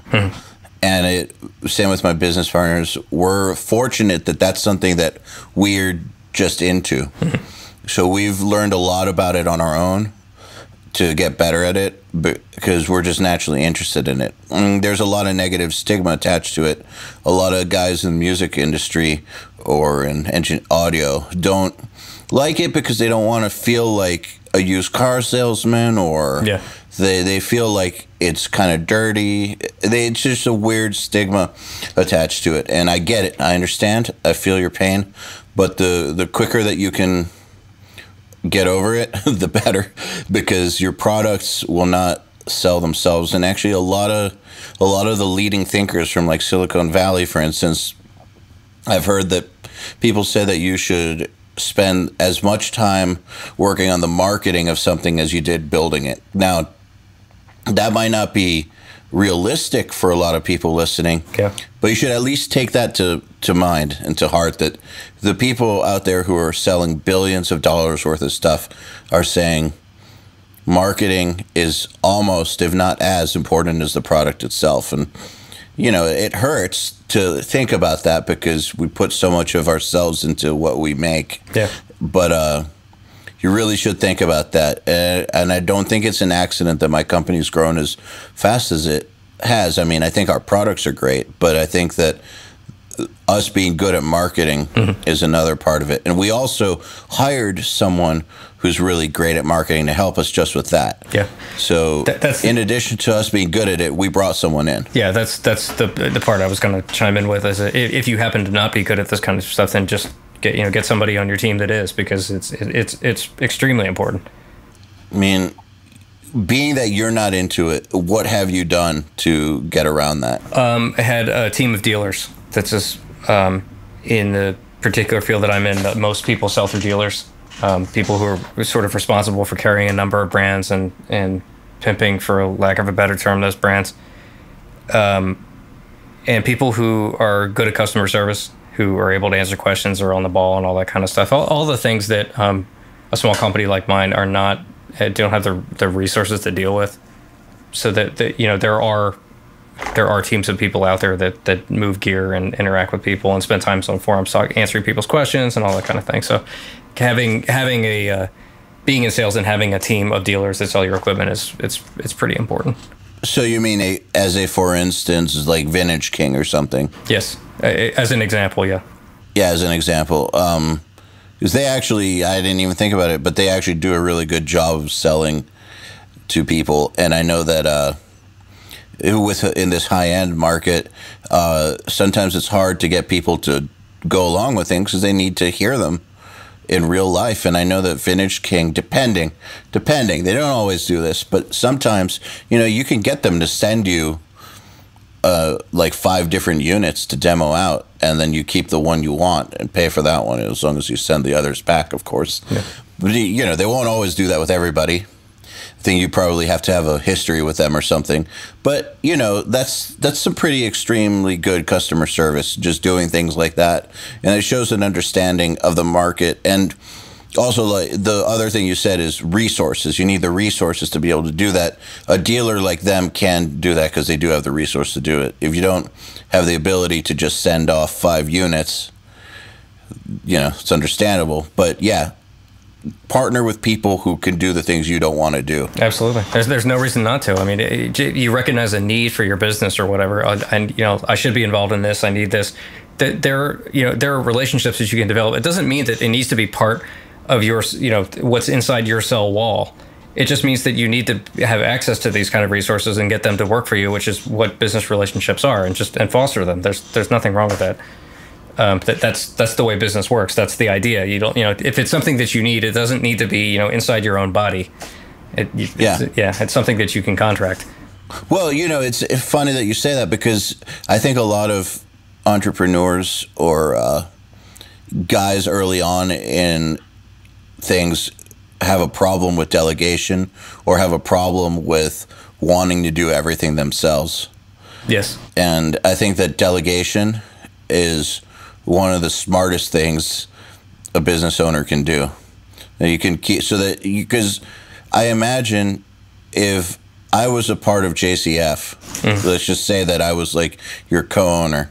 I started JCF with you. Yeah. And if I had to if I was talking to my co-owner, business partner, Josh, about all these things we got to do, we got to market this shit, got to come up with something badass for next year or whatever, I would rather that if you were my partner, I'd rather that you do what you're best at.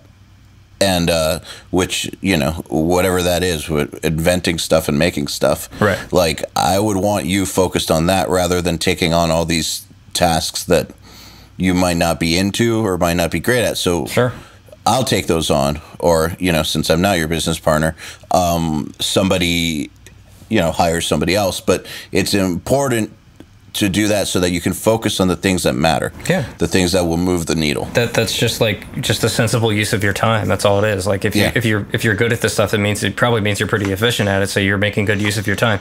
If you are, trying to, sitting there at night with pens and a light table trying to design yourself a logo or something, and all you want to do is just go home, that's not efficient use of your time. Hire yourself a design artist or a graphic designer or something who's going to do a good job with your company brand or whatever. It's so funny, man. Like, people put so much time into the main offering, and then like the core product, and then we'll do stuff like what you just said, not be a graphic designer, and then sit there and try to make a logo. That's why you end up with so many of these audio websites that look like they're from 1996 on GeoCities. You know what I'm talking about? Totally. And I have a kitschy love for that kind of stuff, so I would laugh my ass off at that thing. But it's just because I like it is not a reason that that should be the face of your company. You should put your foot forward like that. It should look like GeoCities from 1996. It should not. Okay, I'm saying that officially. I just would think that's really funny if it did. It had a bunch of animated GIFs. Yeah, it's always hilarious. I mean, it's funny, but not so much if it's you. Yeah, if your company is serious and you're trying to be serious, making people laugh right off out of the gate is probably not a good idea. Yeah, so we have some questions from our audience for you. Oh, cool. That I'd like to ask you. Sure. They're actually stoked that you were coming on. Oh, cool. Got some good questions. Alrighty. Hang on, I'm just bringing them up. They disappeared off my page.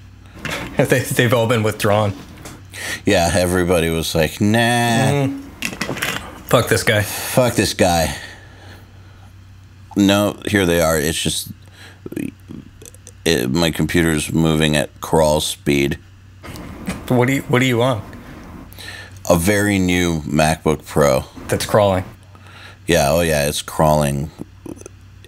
Man, I feel like my computers will just always crawl because everything else around them that you run on them is going to keep on trying to improve. So always be skimming right at the edge of the computer's ability to keep up. Right. It's like being promoted to the level of incompetence. Yeah. Yeah. Exactly. All right. Here's our first question. Sure. Here's from David Fuller, which is, what separates a really high grade A to D, D to A from the prosumer boxes? A number of things, but the first thing that would sort of strike me is features. Like a pro box that's aimed at a specific task, that's sort of purpose built for, say it's for mix guys or something that are supposed to be capturing a mix off of analog console or something. It's probably not going to have things like phantom power and pads and onboard mic pre's and that kind of stuff. So not being featured to death is one thing. Usually there's like some hints in the build quality that will, if you take the lid off or just look at the lid and the box itself, does it feel like a solid piece of gear? Going back to the earlier part of the conversation, something I'm going to take a whole lot more seriously, a linear power supply than a switcher, but that's something that's sort of specific to me. These are all things. I'm trying to make distinctions between something that the average person would be able to identify on a piece of gear versus somebody that builds gear for a living would be able to notice. Prosumer versus pro. Well, more importantly than making distinctions between them, using it, you have a listen to the thing. There are situations where prosumer boxes will outperform something that's really supposed to be meant for high end. So the first thing that I would do to it, obviously, is listen to it, make sure it's integrated correctly, make sure it's connected correctly, make sure you read the goddamn manual, and you're not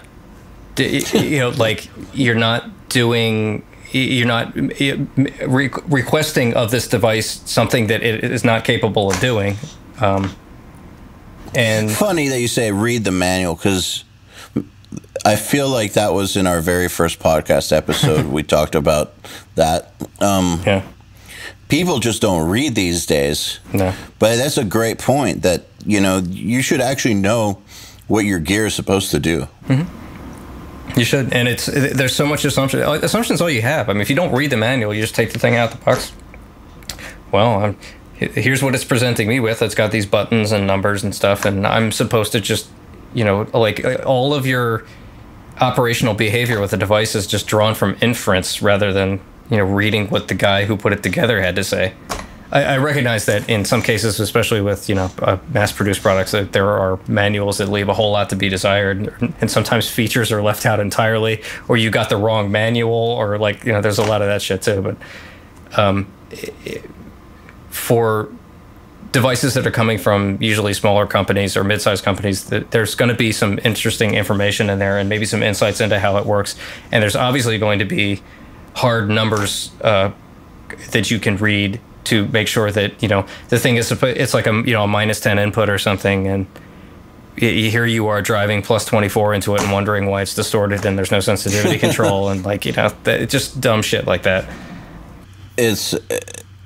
It is kind of amazing. I guess when you're listening to converters against each other, like if you were doing a shootout, what would you be listening for? Is there anything, this is me asking, is there anything in particular that you would be, because I feel like in lots of cases, conversion, we're talking about, aside from getting total garbage, we're talking about like stuff that not many people will be able to notice. We're talking about adding a percentage of quality to the tracks that may be hard for some people to perceive. So are there any dead giveaways? Dead giveaways for some, or what's better or what's worse? Yeah. Let me think for a sec. Well, there's here's something that I would do. For example, it's not something I suggest everybody else do, and you can infer the wrong information from this, but if you're setting up say you have like an analog console, right, and you've got some mix up there, something that you think really sounds great, and you want to print the thing into some digital storage device or whatever, and you're trying out 3 different converters. Here's a situation that comes up a lot. If I've got all 3 of them set up in parallel, the very first thing that I'm going to do is that I'm going to monitor the back end of this thing and turn the thing completely wide open and make sure that there isn't audio playing so that nobody dies. But and listen to what what the floor sounds like. And right away you're probably gonna figure out if there's any problems. Like one of them is squealing, or maybe 2 of them are squealing because the first one is squealing and is actually passing noise into the second one because you have them connected in parallel. It just things like that. Like, is your test setup democratic? I mean, that's you have to make sure that the test that you're doing is not, BS to start with. And that's a whole separate podcast by itself. So I'm gonna have a listen to the noise floor. I'm going to this is even before you play audio or whatever. Calibrate it. Make sure that they're doing or that you have some sort of level playing field between these devices that you have set up. I'm sort of hand waving here and making a hypothetical situation where you can try 3 different converters into the same storage device or something, which is not many people have. The other thing you have to do that's really hypercritical is that obviously you have to have a monitoring environment and some gear that's associated with monitoring that you trust and understand and know how to use. But if you're evaluating like an A to D, for example, you really have to have the ability to monitor an analog source before it goes through a conversion process or the conversion process that you're trying to isolate, so that you know what you had to start with before you get on the backside of it. Many people in the modern recording studio don't even have the ability to listen to a sound source before it hits a converter. It's written off as, well, nobody ever gets to hear it, so why should I care? Well, it may change your purchasing decisions or change your decisions about what you think is good and what gear that you think should go in the chain. If you were able to, here's a snare drum, whack, whack, whack. How many people actually assign that to, some analog monitor control, turn the thing up and listen to the thing before it goes into a workstation? Almost nobody. It's very rare that even happens. So switching back to our more common example of I have a mix and I'm going to print it or whatever. You know, you want to have the ability to listen at least as highest resolution you can get, whatever form that takes with your monitoring. You have to listen to what went in, and you have to listen to what's coming out, and also understand that since you're going into the digital domain, you have to come back out, and you are subject to the back end monitoring as well. So that's you're evaluating a lot of things at once, and having the ability to monitor the front side of it is going to increase your understanding of what you had to start with, so that you can make the correct comparisons. I think that a lot of people try to make their comparisons based off of written descriptions, which I think is really dumb. I think a lot of people make their decisions based upon consensus or things that they read on Gear Sluts. Yeah, so stupid. All right, here's one from Diamond Jeff Collier, which is, if I wanted to become a designer or a builder, where should I start? I'm already taking basic electronics courses, but don't know where to go after the fundamentals. Yeah, it's a tough one. The way that the studio business used to run, it's the same sort of tutelage thing. You know, like you used to get a job at a studio and learn from people who were doing it already and get internships and be around it all the time, that kind of thing. I was lucky enough to have fallen into that kind of situation.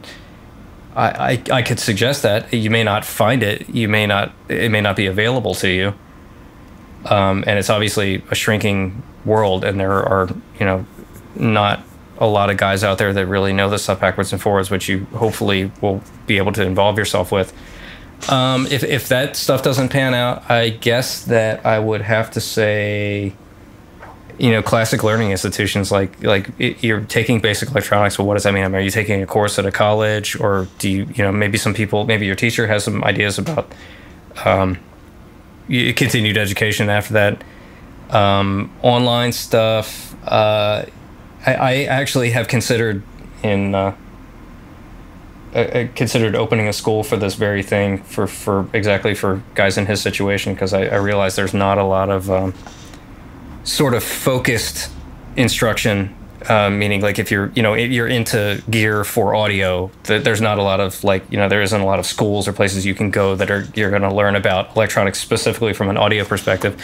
And maybe there's something there for us to talk about. Yeah. If you're thinking about educating people. I have been thinking about it for a long time. It's something I think that could be really great, because there is a little bit of a gap between learning about electronics in a book and learning how to do a good job with electronics for audio. There's a lot of missing sort of hand-me-down knowledge that is that you could sort of only get from the old timers who were doing it already, kind of thing, So it's a thing. I hear you.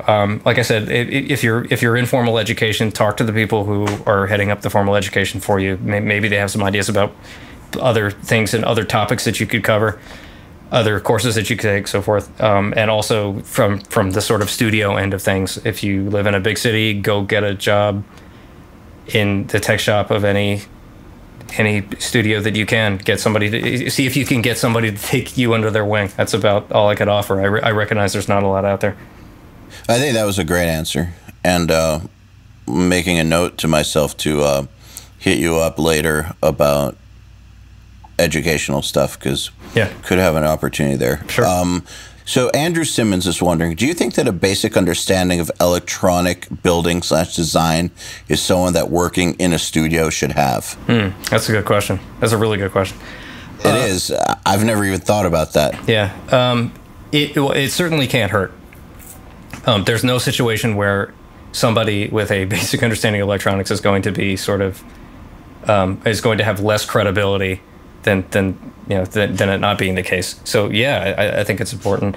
I think that if you're looking for a specific area to sort of be a topic to get into that is really going to pay off practically speaking, it's interconnect. Knowing how to build cables, knowing how different types of output circuits and different types of input circuits work with each other, and knowing how to cable and patch bays and that kind of thing. That's all stuff that is it is never negative having an understanding of how that stuff works ever. And I can back you up by saying that me as an engineer, audio engineer, I barely even feel comfortable calling myself an engineer because I don't do that stuff. Yeah. And if there's been one aspect that I've felt insecure about over my career, has been about that stuff, the building stuff, like making cables and all that, because I never learned how to do any of that stuff. Yeah. And I can record the hell out of things, and I think that that's been my saving grace. Mm-hmm. But whenever something would break, it always give me that that pit in the stomach kind of feeling, right?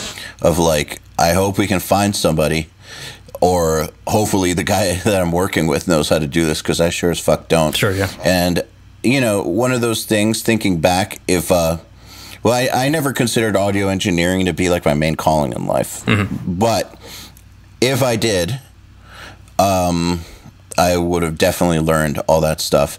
And I would say that these days, with the market becoming a lot more saturated, mm-hmm. and there being a lot more competition, you always need something to give you an edge. Oh, of course. And that is a fantastic edge to have. It is to know how to fix things when they break. Mm-hmm. Give me a break. That's wonderful stuff to know. Yeah, I mean, I can't really see a situation where that would be a negative. I mean, you could contort the situation into some absurdity, like, you don't want to get bogged down with that when it distracts from you from recording or from your session or whatever. But if something's breaking or broken and the session can't get around it or whatever, and you are able to fix the situation and get the session back up and running, that's money. That's in most cases, it's physical money. It's somebody's money that's being better spent or not wasted, and that makes you valuable. For me, like when I kind of came out of school, even before I really got into electronics for audio professionally, I was king shit at synchronization, and believe me, that was a very, very complicated topic with a lot of different digital recorders for tape, workstations, analog tape machines, and having all those things run together in sync for a period of time during the transition between analog and digital. If you understood all that stuff, you were king shit, and that's kind of where I started with that. Okay, here's a question from Nick Matsky, which is, having used entry-level converters for years, and I recently moved to some of the mid-level stuff like RME and Dangerous, I struggle to notice the difference in conversion quality, even in my treated room with good monitors. Mm-hmm. Do you think that to hear the differences in converters as you go higher up the price chain, you need to have really high-end speakers or be running at really high sample rates to know the difference? Also, when you get to the really expensive converters, is it more about imparting some sort of character on the sound rather than just providing clean, flat conversion? Yeah, it depends on what it is that somebody is selling you, or what it is that you expect from the product that you purchased in terms of, it adding something. I'm not going to carefully define what it is the conversion should be. It could be a lot of different things. You have to know what it is that you're purchasing and take some responsibility for it. It's not surprising to me that you're not hearing a lot of differences in between entry-level stuff and mid-level stuff. I don't. First off, I don't really recognize that there's a table that you can look up where this device manufactured by Dangerous is a mid-level converter or something. I mean, that's all a little bit foreign to me, but no, it's not shocking to me based upon the devices that you described that you're not hearing differences between them. Is it necessary that you have, expensive speakers or some sort of, is it necessary that you run at higher sample rates to hear the difference? Absolutely not. In fact, that can, in some cases, be inversely correlated, where the higher you go, you can start to hear more homogeny, especially in the Sigma Delta family, which is most ubiquitous. Did I cover everything there? Sorry, I got lost. Keep going. That's great. There's a lot of stuff. What you need is a high-resolution monitor chain in order to hear. You have to have a monitoring system that is something that I would qualify as being high-resolution. If you can't hear differences between A and B, and the differences are there, or other people tell you that there's a possibility that you're simply not hearing them. So is it necessary to have high resolution in order to hear differences between converter types? Yes, it is, because in a lot of cases they're all pretty good, and if you're monitoring up to stuff, you're not going to hear anything different. There's also along the same lines, there's also this weird thing that happens when you get into high resolution monitoring, that the higher resolution your chain gets, or the more sensitive your ears are, the worse a lot of things can begin to sound, and that includes your speaker system. So having things. So when you're cleaning up your monitoring system, it's not just a question of like waiting until everything starts to sound really good to you. Something sounding really good is not an indication that it's high resolution, by the way. Those aren't the same thing. In a lot of cases, they're also inversely correlated, where stuff starts to sound worse when you're able to hear further into it. Yeah, like I actually have noticed that with certain monitors that are super high end. Yeah. Things start to sound worse because you can hear more details. Yep. You can hear problems that you couldn't hear on monitors that weren't so detailed. Yeah, now, is that better or worse? That's up to you, but they're doing their job. It is up to you, and it means different things to different people. Some people want monitors that make them feel good about life. They're not high res, but they're fun. And they're able to, like EDM guys. There are lots of EDM guys that do. I've been on sessions where EDM guys are putting tracks together, and I'm like, I walk in and I'm like, I don't even know what my name is on these speakers, and you're able to make stuff that is making the ass move on the dance floor. That means you're doing your job. I don't understand it, but good on you. Yeah. So it's it really, when you get into monitoring, you're talking about an extension of your ears. So things begin to become a little wishy-washy. But like I said, the school of thought that I come from, where less is more, and the more simple you can accomplish tasks, the better off you are in terms of knowing your ass from your elbow. So you got to have a high resolution chain in order to identify flea farts. I mean, that's something that's of course true. In a lot of cases, it isn't flea farts, then there are real meaningful differences between stuff. No, it doesn't shock me that you're not hearing them. It could be due to X, Y, and Z. Audio systems are very complicated. There's a lot of moving pieces. There's a lot of different types of integration issues. It's a combinatorial process. Every time you have two pieces of gear, you've involved a third object, and that is the interface between the two of them. So it's compounding. If you've got 16 pieces of gear, how many different interconnect links do you have? Are they all, and you're just assuming that they're all blameless when they're not. So. Fair enough. Yeah. Jamie McIntyre is wondering, as someone who's had to work almost exclusively in the box, I wonder how big is the difference between popular software emulations and their hardware counterparts to someone with extensive experience in pro audio hardware and what goes into it? Yeah. I think that the impulse model world that exists out there of plugins emulating a gear, I mean, I don't think many of them are very good. Initially, they were all almost uniformly horrible when that stuff started. It got better. Some of them are very convincing. Is it the same as using the object? Almost by definition, it isn't, because like the joke in the tech world is, I have a broken 1176, and you say which serial number, because they're all different. They went through 10 different design revisions. They're 50 years old. They've been through 15 different techs. They're all snowflakes. And so the models, which version did they model?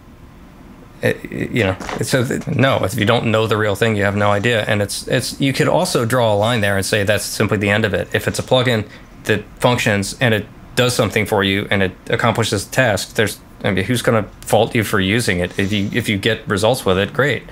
Does it need to sound exactly like the other thing? Well, for the old timers, for people that are used to using those boxes, it's a little bit of an insult when the plugin doesn't hold up, at least to some degree. But I also recognize it doesn't have to. It could just be an unfortunate side effect that it looks the same as the old piece of gear. Just use it. Yeah, totally. Okay, this guy has two questions, but one of them I feel like we've already answered. Mm-hmm. So Johnny Rajan is wondering, What do you think of the current mid-price converters on the market? I hear a lot of people saying all converter chips are pretty great now as opposed to maybe 5 or 10 years ago when there was a huge difference between the mid-price stuff and the upper-tier converters. Is that true? No, that's not true at all. The most ubiquitous A to D converter chipset that's in use in pro audio today is the AK5300 series, which has been on the market since 2001. There's literally been no change since 2001. D-Days is a little bit of a different story. There are a couple of new things on the market, especially in the last handful of years or whatever, but they have not really found their way into pro products very much. So no, I don't agree that there hasn't really been much change in the last couple of years versus the previous tier. Interesting. There have been new products come out, and there have been people that have worked around existing issues with smart engineering, and sometimes things have been made worse. And one big issue that exists in the converter world now is heat management. I probably should not get into any specifics here, but there are some large popular companies out there that are dealing with enormous heat problems now. Yeah, let's not talk trash on any specifics, but yeah. But so they're trying to make the studio less of a raging hot box hellhole? No, they're just trying to keep their own units from melting. Yes. Yeah. Yeah. The struggle is real, and it's hard to do. I mean, like if you're trying to jam between 32 and like 32 channels bidirectional in a one rack high box, that's or even a 2 rack high box. That is a massive engineering challenge. It's asking a lot. Yeah. Out of this physical world we live in. Yes, you are. So here's a final question from Aiden Brock, which is he's got a few questions, but we'll end with him. Go for it. What are some good resources or ways to learn about the design of audio hardware? I tried to find some for a university project, but they seem rather scarce. All I can say is that the internet is a wonderful place now. I mean, you can go back through the history of all the popular big companies, or all the companies with which there is lore built around them, put it that way, and see what they did. Most of the stuff is public domain. It's a mixture of public domain and stuff that is out there that the people who own it have simply not put up a stink about it. So there's a lot of that, and you can read into a lot of things by reading schematics and doing comparison between things. Like here's version 1, here's 1176 is just a one example, right? I'll just take some analog compressor. It went through 10 design revisions. Go back and look at all the different design revisions. They're all in one PDF that you can get online. What do you notice that's different about them? Have a look at what changed with time and try to figure out why. So basically, take responsibility and do some research. Yeah, look online. There's not a lot of resources out there that are sort of like instructional. You got to dig a little bit. I mean, there are some good books out there. Like if you're into power amplifiers, there's a book by G. Randy Sloan called High-Powered Power Amplifier Construction. That's a wonderful book. Radio Shack had a whole series of books. There's an ancient Tremaine book called the Audio Encyclopedia, which is something that everybody should know that's interested in being in audio tech should have. It's a little bit hard to find, a little bit pricey, but they're out there. You can get them on eBay. Ken Pullman's book on digital audio, the old brown one. I'm sorry, I don't remember the title right offhand, but somebody can look it up for me. There are books out there that are very, very good. The Art of Electronics is another good one. Yeah, that and the things that I mentioned in concert with Amazon and Google should get you very, very far today. Yeah, totally. And keep the library of the stuff too. It's really easy just to make a folder, and every time you see something, start sucking it down. Just start saving things. You're talking about an inconsequential amount of data to keep all this stuff. So just build a folder and start looking at things. All right. The second part of his question is, what are some areas of outboard equipment design that you believe is seriously lagging behind everything else? Multi-effects boxes. Yeah, it just died. It fell off a cliff in the 90s with plugins. I remember that. Yeah, it just, there's no call for that kind of stuff at all now because And I'll get specific here. Congratulations to Berkosti for selling the M7 and having it be a great reverb. I think it's a great unit. I'm all for it. I'm very surprised that it is done as well as it is with plugins being what they are, and the nature of effects being something that's sort of tertiary or at least secondary in the recording process. They're always something that's sort of added on, and if it isn't the greatest thing in the world, then it's okay, you know. So I'm very surprised that people that sell effects boxes have managed to do as well as they have. Well, I think that's all the time we have for now, but Josh, I feel like there's at least a couple more episodes we could do just off of different things that we said. This is a whole other podcast episode. Thank you. Congratulations to you for having the balls to put me on. I don't think that many other institutions would be willing to put me in front of a camera. So thank you. Seems like an obvious choice to have you on. Thanks for. I'm game to yak about this whenever you'd like. Yeah, man. Well, I will definitely be asking you again. And thank you for being here. Nice to talk to you again. You too, I haven't spoken to you in a while. Yeah. And thank you. Cool. All right, man. Talk soon. Have a good one. The Unstoppable Recording Machine Podcast is brought to you by Two Notes Audio Engineering. Two Notes is a leader in the market for load box, cabinet, and mic simulators. Gone are the days of having ISO rooms or having to record an amp at ear-bleeding volumes to capture that magic tone.